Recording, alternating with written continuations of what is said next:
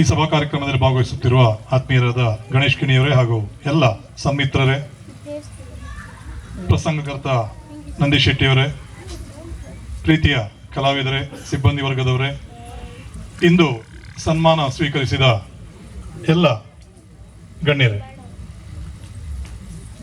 ಮಾಧ್ಯಮ ಬಂಧುಗಳೇ, ಕಿಣಿಯರ ಹತ್ರ ಹೇಳಿದೆ ನಾನು, ಬಯಲಾಟದ ಪ್ರದರ್ಶನ ಆಗಿದ್ರೆ ನಾವು ಎಷ್ಟು ಕೊರಿಬೋದಿತ್ತು, ಭಾಷಣ ಮಾಡ್ಬೋದಿತ್ತು. ಆದರೆ ಇದು ಕಮರ್ಷಿಯಲ್ ಟಿಕೆಟ್ನ ಯಕ್ಷಗಾನ ಆದ್ದರಿಂದ ನಮ್ಮದೇ ಒಂದು ಪ್ರಸಂಗ ಆಗಿಬಿಟ್ರೆ ಕಷ್ಟ ಆಗುತ್ತೆ ಅಂತೇಳಿ. ಯಕ್ಷಗಾನದ ಬಗ್ಗೆ ಅದರ ಮಹತ್ವ ಬಹಳ ಚೆನ್ನಾಗಿ ಕಿಣಿಯರು ಹೇಳಿದ್ದಾರೆ. ಹಾಗಾಗಿ ನಾನು ಆ ಬಗ್ಗೆ ಹೆಚ್ಚು ಮಾತಾಡಲಿಕ್ಕೆ ಹೋಗೋಲ್ಲ. ಮುಖ್ಯವಾಗಿ ನಮ್ಮ ಯತಿರಾಜ್ ಶೆಟ್ಟಿ ಮತ್ತು ಬಳಗದವರು ಆರ್ಡಿ ಚಿತ್ತೇರಿಯ ಈ ಸ್ಥಳದಲ್ಲಿ ದುರ್ಗಾಪರಮೇಶ್ವರಿ ಅಮ್ಮನವರ ಒಂದೇನೋ ಸದುದ್ದೇಶ ಇಟ್ಕೊಂಡು ಟೆಂಟ್ ಮೇಳವನ್ನು ಕರೆಸಿ ಇಲ್ಲಿ ಯಕ್ಷಗಾನ ಮಾಡಿಸ್ತಾ ಇದ್ದಾರೆ. ದೇವರು ಮೆಚ್ಚುವಂತ ಕೆಲಸ ನೀವು ಮಾಡ್ತಾ ಇದ್ದೀರಿ. ಯಾಕಂದ್ರೆ ಒಂದು ಯಕ್ಷಗಾನ ಸೇವೆಯನ್ನು ಮಾತ್ರ ಮಾಡಿಸೋದಲ್ಲ, ಅದರ ಒಂದಿಗೆ ಸಂಬಂಧಪಟ್ಟ ಯಾರೆಲ್ಲ ಆ ಬಗ್ಗೆ ಹೋರಾಟ ಮಾಡಿದ್ದಾರೆ, ಶ್ರಮವಹಿಸಿದ್ದಾರೆ, ಅವರನ್ನ ವೇದಿಕೆಗೆ ಕರೆಸಿ ಗುರುತಿಸುವಂತಹ, ಗೌರವಿಸುವಂತಹ ಒಂದು ಸತ್ಕಾರ್ಯವನ್ನು ನೀವೀಗ ಮಾಡ್ತಾ ಇದ್ದೀರಿ. ಅರಳುಸೋಳಿ ಚಂದ್ರಶೇಖರ್ ಶೆಟ್ಟಿ ಅವರು, ನಾನು ಅವ್ರ ಹತ್ರ ಕೇಳೋ ಚೌಕಿಯಲ್ಲೇ, ನಾನು ನಿನ್ನನ್ನು ಹೊಗಳ್ಬೇಕಾ ಜೋರು ಮಾಡ್ಬೇಕಾ ಅಂತೇಳಿ, ನಿಮ್ಗೆ ಹ್ಯಾಂಗ್ ಮನ್ಸಿಗೆ ಬರ್ತದೆ ಹಾಂಗ್ ಮಾಡಿ ಯಜಮಾರ್ನ ಅಂತ ಹೇಳಿಬಿಟ್ರು.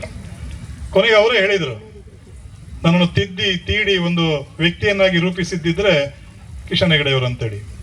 ಅದನ್ನು ನಾನು ಒಪ್ಕೊಳ್ತೇನೆ. ಅವ್ರ ಬಗ್ಗೆ ಹೆಚ್ಚಿನವರಿಗೆ, ಆರ್ ಡಿ ಅವರಿಗೆ ಗೊತ್ತಿರ್ಬೋದು, ಬಹಳ ಪಣಕ್ ಅದು, ಅದೇ ಶಬ್ದ ಹೇಳ್ಬೋದು. ಅಷ್ಟೇ ಯೋಗ್ಯತೆ ಇದ್ದವರು ಯಕ್ಷಗಾನದ ರಂಗದಲ್ಲಿ, ಬಹುಶಃ ಒಂದು ಬಯಲಾಟದ ಮೇಳದಲ್ಲಿ ಪ್ರಬುದ್ಧ 2ನೇ ವೇಷಧಾರಿಯಾಗಿ ಮೆರೆಯುತ್ತಿದ್ದವರು. ನನ್ನ ಒತ್ತಾಯಕ್ಕೆ ಈ ವರ್ಷ ಸಾಲಿಗ್ರಾಮ ಮೇಳಕ್ಕೆ ಬಂದಿದ್ದಾರೆ. ಹಾಗೆ ಇನ್ನೊಬ್ರು ಅಷ್ಟೇ ಮಹತ್ವವುಳ್ಳ ಈ ಟೆಂಟಿನ ಏನು ವ್ಯವಸ್ಥೆ ಇದೆ ಅದನ್ನ ಮಾಡ್ತಿರುವಂತಹ, ಅವ್ರ ಹೆಸರು ಅಮಕುಶ ಗೌಡ ಅಂತೇಳಿ, ಯಾನೇ ಅಂಕುಶ ಗೌಡ ಅವರು. ಅವರ ತಂದೆ ಮೋಳಗೌಡ ಅಂತೇಳಿ, ಅವರು ನಮ್ಮೊಟ್ಟಿಗೆ ಸಾಧಾರಣ ಒಂದು 25-30 ವರ್ಷ ಇದ್ದವರು. ತದನಂತರ ಅವರ ಮಗ ಅಂಕುಶ ನನ್ನೊಟ್ಟಿಗಿದ್ದಾರೆ. ಬಹಳ ಸಾತ್ವಿಕ, ಏನೂ ದುಶ್ಚಟ ಇಲ್ಲದೆ ಬಹಳ ಚೆನ್ನಾಗಿ ಜೀವನವನ್ನ ರೂಪಿಸಿಕೊಂಡು ತನ್ನ ಕರ್ತವ್ಯವನ್ನ ಮಾಡ್ತಾ ಇದ್ದಾರೆ. ಇನ್ನೊಬ್ಬರು ಸ್ಥಳೀಯರು, ಮಡಮಕ್ಕಿಯ ಮಧುಕರ ಹೆಗಡೆಯವರು,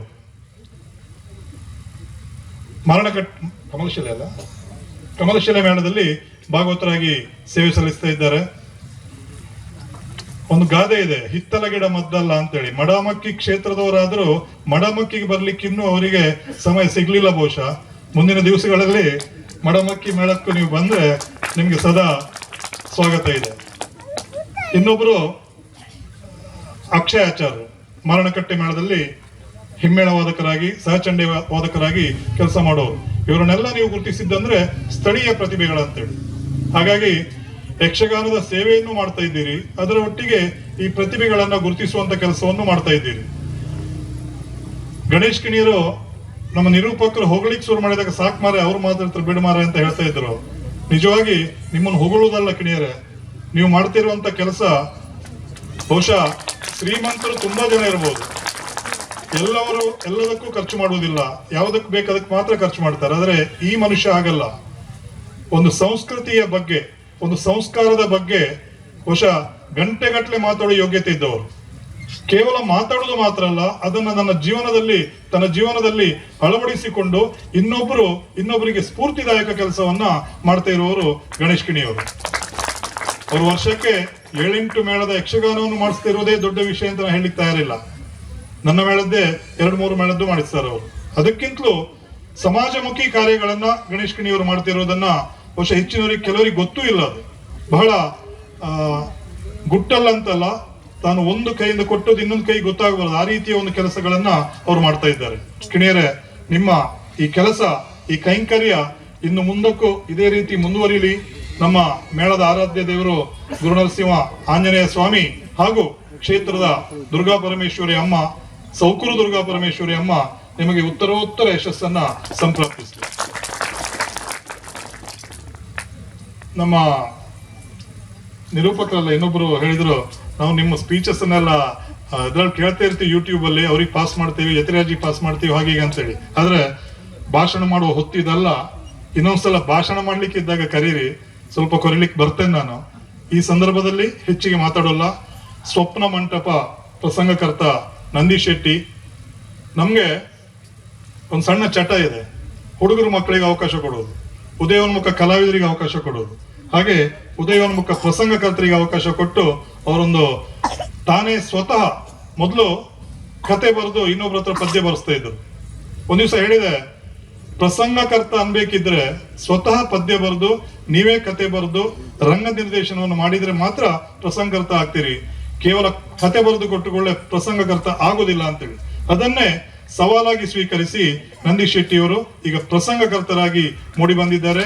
ಅವರ ಕೈಯಿಂದ ಹಲವು ಪ್ರಸಂಗಗಳು ಮೂಡಿ ಬರ್ತಾ ಇದೆ. ಸದ್ಯದಲ್ಲೇ ಒಂದು ವಿಶೇಷವಾಗಿ ಬರುವ ಏಪ್ರಿಲ್ ತಿಂಗಳಲ್ಲಿ ನಮ್ಮ ಹೆರಂಜಾಲು, ಯಾವ್ದು ಹೆಸರು, ಗುಡೆಮಾಲಿಂಗೇಶ್ವರ ಕ್ಷೇತ್ರ ಮಹಾತ್ಮೆ ಅನ್ನೋ ಪ್ರಸಂಗವನ್ನ ರಚನೆ ಮಾಡ್ತಾ ಇದ್ದಾರೆ. ಏಪ್ರಿಲ್ ಎಂಡಿಗೆ ಅದು ಬಿಡುಗಡೆ ಆಗ್ಲಿಕ್ಕಿದೆ. ಹಾಗೆ ಅವರನ್ನ ನೀವು ವೇದಿಕೆಗೆ ಕರೆದು ಗುರುತಿಸಿದ್ದೀರಿ. ದುರ್ಗಾ ಪರಮೇಶ್ವರಿ ಅಮ್ಮನವರ ಈ ನಿಮ್ಮ ಟೀಮ್ ಏನಿದೆ, ಎಲ್ಲ ನಿಮ್ಮ ಟೀಮ್ನವರಿಗೆ ಆ ದೇವಿಯ ಸಂಪೂರ್ಣ ಕೃಪಾ ಕಟಾಕ್ಷ ಇರಲಿ ಅಂತ ಹೇಳುತ್ತಾ, ಮುಂದಿನ ದಿವಸಗಳಲ್ಲಿ ಯಕ್ಷಗಾನವನ್ನ ಪ್ರತಿಯೊಬ್ಬರಿಗೂ ಆಡಿಸ್ಲಿಕ್ಕೆ ಕಷ್ಟ ಆಗ್ಬೋದು, ನಮ್ಗೆ ಗೊತ್ತು. ಆಡಿಸ್ಲಿಕ್ಕೆ ಆಗದಿದ್ರೂ ತೊಂದರೆ ಇಲ್ಲ, ಯಕ್ಷಗಾನ ಆಡಿಸುವವರಿಗೆ ಸಹಕರಿಸಿ ಹೀಗೆ ಬಂದು ಪ್ರೇಕ್ಷಕರಾಗಿ ಬಂದು ಯಕ್ಷಗಾನವನ್ನು ವೀಕ್ಷಿಸಿ ಅಂತ ಹೇಳೋದ್ರೊಂದಿಗೆ ಅವಕಾಶಕ್ಕಾಗಿ ವಂದಿಸುತ್ತಾ ನನ್ನ ಮಾತು ಮುಗಿಸ್ತೇನೆ.